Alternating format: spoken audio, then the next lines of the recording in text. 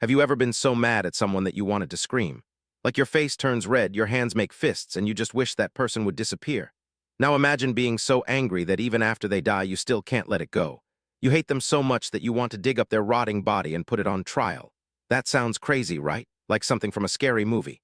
Well, believe it or not, that actually happened a long, long time ago. And the person who did it was a pope. Ready for one of the strangest true stories ever? Let's dive in.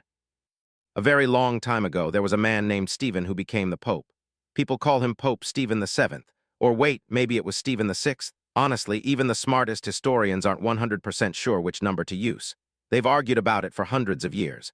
But here's something they all agree on. The story of what Stephen did is completely bonkers. It's the kind of story that makes you say, no way that's real. But it is real.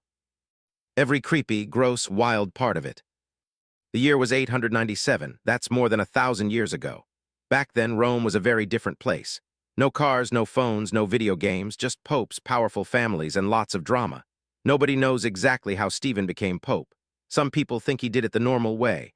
Others say a super strong Roman family helped him get the job.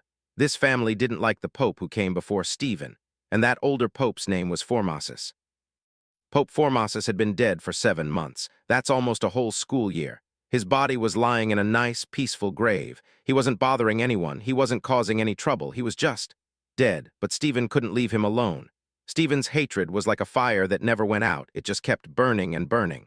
Cue the scary music, dun dun dun. You see, Stephen really didn't like Formosus. And when I say really, I mean really. He hated Formosus with every bone in his body. So one cold morning in January, when the sun was barely up and the streets of Rome were quiet, Stephen gave a shocking order. He told his guards, "Go dig up Pope Formosus. Right now, bring his body to me." The guards probably thought he was joking, but he wasn't.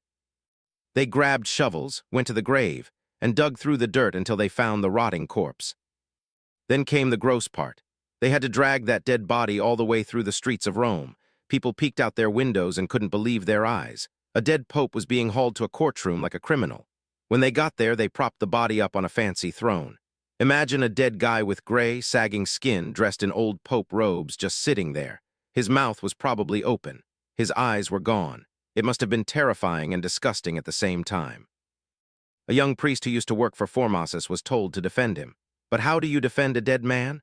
The priest tried his best, but it's pretty hard to argue when the person you're defending can't speak. Stephen shouted at the corpse. He accused Formosus of becoming pope through cheating and illegal tricks. He said Formosus stole the job. His arguments were fuzzy, kind of like when someone is yelling but doesn't really have proof. But Stephen was the pope. He had all the power. And power can make people do unfair things.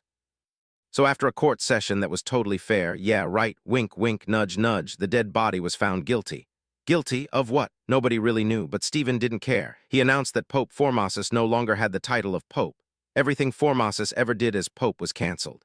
Every blessing, every church he built, every rule he made, gone, poof, like magic, but not the fun kind of magic. And Stephen still wasn't finished. He walked over to the rotting corpse with a knife. Then he cut off 3 fingers from Formosus's right hand. Those were the fingers Formosus used to bless people when he was alive. With those fingers gone, Stephen said, Formosus could never bless anyone again. It was cruel, it was mean, and it made Stephen look like a monster. After that, Stephen had the body thrown into a cheap, dirty grave, the kind of grave they used for strangers and foreigners. Not the nice, fancy grave Formosus had before.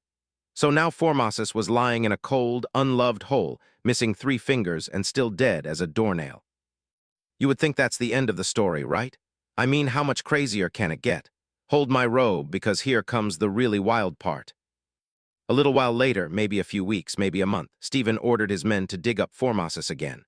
Yes, again, the poor dead guy couldn't catch a break. This time, Stephen said, throw his body into the Tiber River. The Tiber River runs right through Rome, so they picked up the corpse, now even more rotten and stinky than before, and chucked it into the water. The body floated downstream, bobbing up and down, turning this way and that, while the whole city watched. People gathered on bridges and riverbanks. Some were horrified, some were angry, some probably cried. It was a terrible thing to see. Now you might be wondering, why did Stephen hate Formosus so much? What did Formosus ever do to him? Well, the real reason is kind of silly. People who lived back then said that when Formosus was alive, he made Stephen the bishop of a church. But it wasn't a church Stephen wanted. He wanted a better church, a fancier church, a more important church. And Formosus said no. That's it, that's the big reason, a job Stephen didn't like. And he hated Formosus so much that he dug him up twice, cut off his fingers, and threw him in a river, all over a church assignment. Meanwhile, something strange started to happen. Formosus's body floated all the way to the banks of the Tiber River and washed up on the shore. And then, rumors began. People said the dead body was performing miracles. They said if you touched it, you got healed. They said strange lights appeared around it. The body that Stephen tried to destroy became holy to the people. A kind monk finally took the body and buried it properly with respect and care. But the people of Rome were furious, and I mean furious. They had watched their old pope get mutilated and humiliated. They didn't care that Stephen was the current pope. They wanted justice. Karma was coming for Stephen. Oh yes, payback time, baby. Soon after the river incident, a huge uprising exploded in Rome. Angry crowds filled the streets. They shouted and carried torches. They stormed the building where Stephen lived. The guards couldn't stop them. Stephen was dragged out, thrown into a cold, dark jail cell, and locked up like a common criminal. A month later, he was sentenced to die. And the way they killed him, they strangled him. Just like that, Pope Stephen was gone. His hate had eaten him alive, and now he was dead too. After Stephen died, the next pope quickly fixed everything. Pope Formosus got his title back. All the things Stephen had undone were restored, and the church made a new law. This law said that no person, not even a pope, can be put on trial for what they did after they are already dead. The law made sure that something this crazy and cruel would never happen again.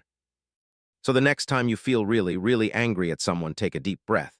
Think about Pope Stephen. Think about how his hatred made him do terrible things. Think about how it all ended for him. Don't dig up any corpses. Don't cut off any fingers. Just let the anger go. And that, my friend, is the bizarre, shocking, and completely true story of Pope Stephen VII, or VI, and his undying, well, actually very dying hate for Formosus.